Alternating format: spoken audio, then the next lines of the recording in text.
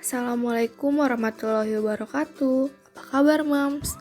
Hari ini saya akan membagikan tips and trik mendampingi anak belajar di rumah. Sebelum saya membagikan tips and triknya, saya ingin bertanya dulu, apa sih belajar itu? Jadi, belajar adalah saat yang tepat untuk mengenal hal baru dan juga memahami hal yang baru. Bisa juga dengan mengingat sesuatu. Mengingat sesuatu dapat melalui proses pengulangan, karena proses pengulangan itu sendiri dapat bermanfaat untuk memperkuat memori belajar. Jadi, setelah diberikan materi pembelajaran, jangan lupa diulang lagi ya. Dalam mengajarkan anak itu perlu kesabaran. Oleh karena itu, jangan kesal ya Moms kalau anak masih belum mengerti materinya. Selain itu, kita juga perlu mengetahui dan juga mengenal gaya belajar anak. Oh iya, di sini saya akan mencantumkan satu kutipan dari Albert Einstein. Kata beliau, setiap anak itu jenius, tapi jika Anda menilai anak ikan dari kemampuannya memanjat pohon, maka seumur hidup, dia akan menganggap dirinya bodoh. Masih berhubungan dengan kutipan sebelumnya, gaya belajar anak juga saling berhubungan dengan kemampuan anak dalam mengingat sesuatu. Karena setiap anak memiliki gaya belajarnya masing-masing.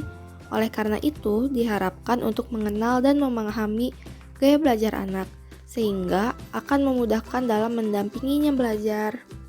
Gaya belajar yang pertama adalah gaya belajar visual. Anak dengan gaya belajar visual lebih suka dan mudah menerima informasi dengan cara melihat. Segala hal yang menarik secara visual akan menjadi fokus dan juga mudah dipahami. Ada beberapa tips nih Moms bagi anak yang memiliki gaya belajar visual. Yang pertama, gunakan lebih banyak gambar daripada kata-kata. Karena dengan menggunakan gambar, anak akan lebih fokus. Lalu yang kedua, gunakan peta pikiran. Karena peta pikiran atau mind map memiliki lebih sedikit kata-kata. Dan yang ketiga, belajar melalui film yang berhubungan dengan informasi yang harus dipelajari. Gaya belajar yang kedua, ada gaya belajar auditori. Anak dengan gaya belajar auditori biasanya lebih sensitif terhadap musik dan juga memiliki minat yang tinggi terhadap musik. Ada beberapa tips bagi orang tua yang anaknya memiliki gaya belajar auditori.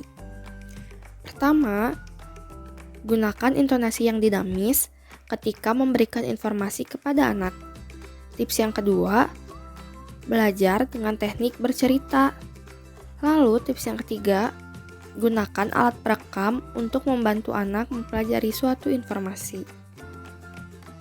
Gaya belajar yang terakhir, ada gaya belajar kinestetik. Anak dengan gaya belajar kinestetik akan lebih peka menerima informasi baru melalui aktivitas. Ada beberapa kiat bagi orang tua murid yang anaknya memiliki gaya belajar kinestetik.